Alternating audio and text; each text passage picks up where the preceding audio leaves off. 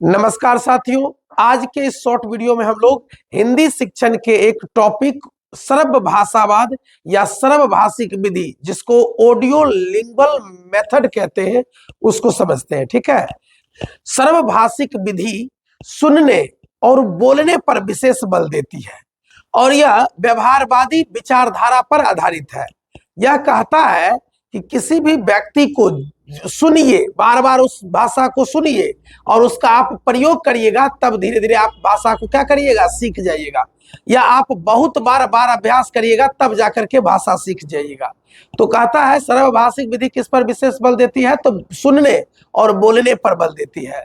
1950-60 के दशक में अमेरिका में सेना को विदेशी भाषा सिखाने के लिए इस विधि का प्रयोग किया गया, इसलिए इस विधि को आर्मी विधि या सेना विधि भी कहा जाता है।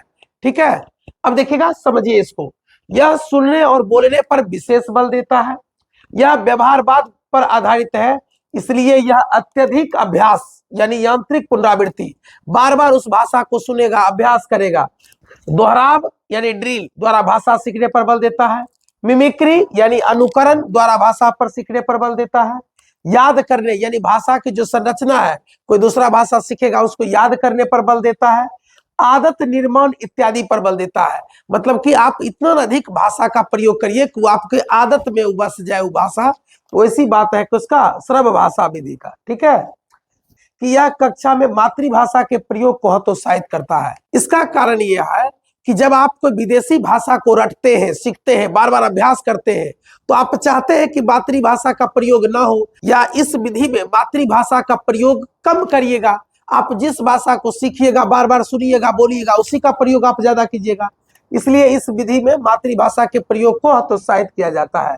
यह विदेशी भाषा शिक्षण की एक विधि है। अगर किसी व्यक्ति को विदेशी भाषा सीखना हो, तब हम उस तरह के वाक्य को, संरचना को रटने का प्रयास करते हैं, बार बार अभ्यास करने का प्रयास करते हैं। तो उसी के बारे में कह रहा है, जहां विशेष रूप से बोलने और सुनने के लिए व्याकरणिक और ध्वन्यात्मक संरचना सीखने पर जोर दिया जाता है।